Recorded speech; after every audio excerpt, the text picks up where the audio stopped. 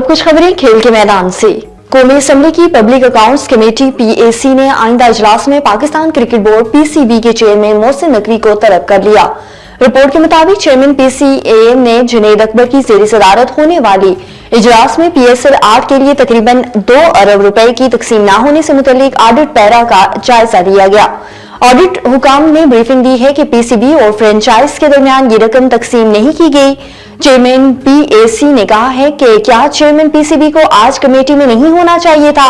Secretary काबीना ने कहा कि कोयटा और बलूचिस्तान के वाकयात की वजह से उनका आना मुमकिन नहीं था। क्रिकेट हुकाम ने मुसलसल शिकस्तों से घबराना नहीं है, इत्तेफाक कर लिया। तनकीद से किसी दबाव में आए बगैर नौजवान खिलाड़ियों को मौका देने का सिलसिला जारी रखने का फैसला किया गया। नौजवान की नाकस कारकर्दगी के बाद भी बोर्ड हुकाम ने तनकीद को नजरअंदाज करते हुए नए टैलेंट को ही आजमाने का फैसला किया। ज़राए के मुताबिक लाहौर में मुनक्किदा इजलास के दौरान कौमी टीम की कारकर्दगी पर भी गौर किया गया। इस मौके पर शुरका ने कहा कि हम जदीद क्रिकेट खेलने के मामले में बहुत पीछे हैं।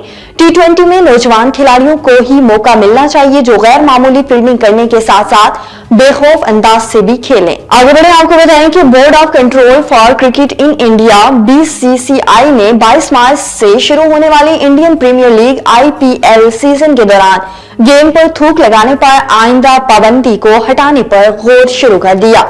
मीडिया रिपोर्ट्स के मुताबिक इस तजवीज पर PCI के अंदर बड़े पैमाने पर तबादला ख्याल किया गया और मुंबई में होने वाले इजलास के दौरान IPL में शरीक तमाम टीमों के कप्तानों को ये तजवीज पेश की गई। ये अमर काबिल जिक्र है कि इंटरनेशनल क्रिकेट काउंसिल ICC ने इब्तदाई तौर पर COVID-19 के दौरान एहतियाती इकदाम के तौर पर मैच में गेंद को चमकाने के लिए थूक लगाने की पुरानी मश्क पर पाबंदी आयद की थी।